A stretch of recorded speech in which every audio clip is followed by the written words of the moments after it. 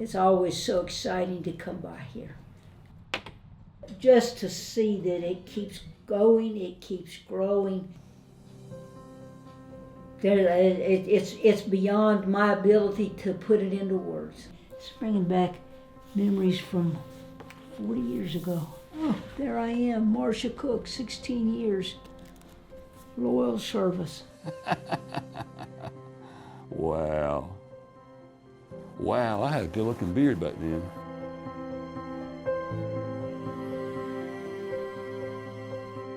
I came to the Wilmington Baptist Association as what we called a North American missionary in 1977. I was in a meeting of all of the nonprofit organizations that did basically social work, and one of them had just gotten 2 VISTA workers. I said, "Ooh, that's what we need. We need a VISTA worker, somebody who will be in charge of the literacy program." I said, "How did you get your VISTA workers?"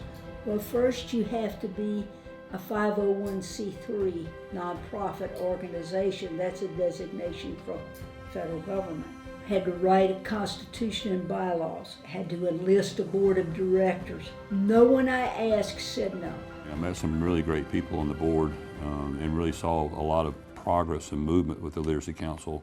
And every year I got my mind blown and my heart ripped out by seeing people who couldn't read learn how to read. I love Miss Marcia. She is a spitfire, and it is no surprise that she is the champion that brought the Literacy Council into being. It was a 12-hour-a-day job, yeah, just to do the literacy work. Then I had all of my other work on top of that, so I was so glad that I had the VISTA workers and that we were able to become a complete agency. That's Ben Kroon, who was our first VISTA worker, who really got us started recruiting students.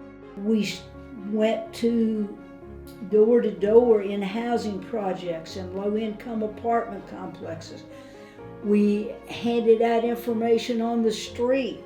She made it happen, and she got Miss Billy.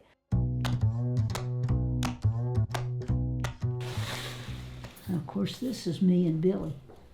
I knew I needed another VISTA worker. I knew Billy Granger. I knew she was a reader. I knew she was a tremendous organizer and administrator. So I went to her and I said, "Wouldn't you like to become a VISTA worker and help us with literacy?" She said, "No." This went on for a year. She finally wore her down. After a year, she finally agreed. Miss Billy, she was a lady. If you went up under her, you're gonna learn something. I've met very few people in my whole life that are as dynamic a natural leader with the tremendous energy that she has. She's like me. When she spots somebody that she knows would fit in a job, she dogs them till they say, uh-huh. She just had a knack to getting the right person with the right student. I would tell Miss Billy how proud I am of what she had did accomplish in my life, because she played a big part in my life. When I came here, I was on a 3rd grade reader. At that time, my children didn't know that I couldn't read. I could write my name and stuff like that, but a lot of stuff I couldn't do. This is my daddy in the back of field. That's my mom right there. They asked me what my project was. And my project was to leave something back here for my children and my grandchildren. And this was the letter to my mom. So that was the hardest thing that I had to write. My mom didn't know that I was on that level of reading at that time when she passed away. And actually, I have on my bulletin board above my desk at all times, the very last page of her book is the letter she wrote to her mom.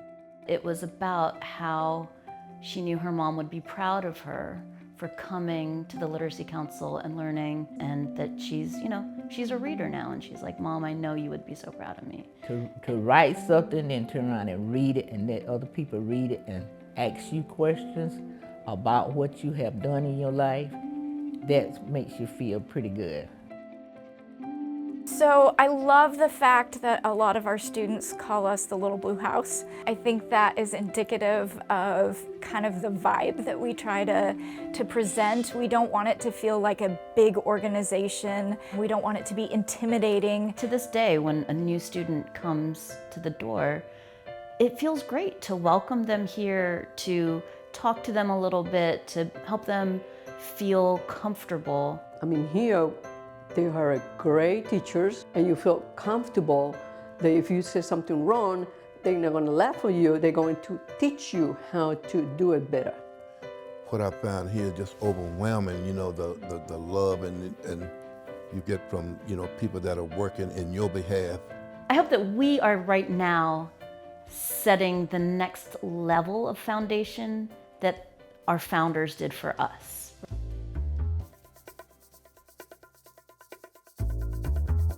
Oh, this is the first auction. Oh yeah, oh yeah, oh. And those auctions were so much fun. Alan Perry from Perry's Emporium was our auctioneer, and he made that so lively and entertaining. Like, that was the show. I think Billy brought me on the board just so she could use me as an auctioneer for the auctions every year. My favorite moment at Gala is when Meadowlark Lemon, the Globetrotter, Somehow he just showed up and he had a basketball. And he was going to do the basketball and he was going to sign it. And we got two people bidding against each other and it got like $5,000, $5,500. and he's like, they're going and going and going, and finally he's like, sold. And he's like, sir, do you still want it? Sold. And I turned around to the guy and said, and sold to you too. And he's like, boom, we sold it twice for $11,000. And so I ran down to a sporting goods store, got a basketball, and we made like thousands of extra dollars in that moment.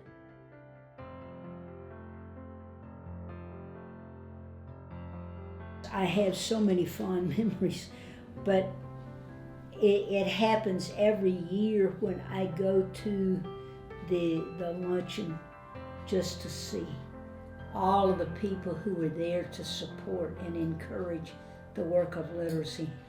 It just, it's almost more than I can take in. Last year, we served more students than we ever have in the history of the Literacy Council, which is incredible. It's a little overwhelming, and it's very exciting, and we have work to do. To all of the people who have helped make the Literacy Council what it is today, I would say thank you, thank you, thank you. But I know your reward is in seeing what has happened more than in the praise from other people.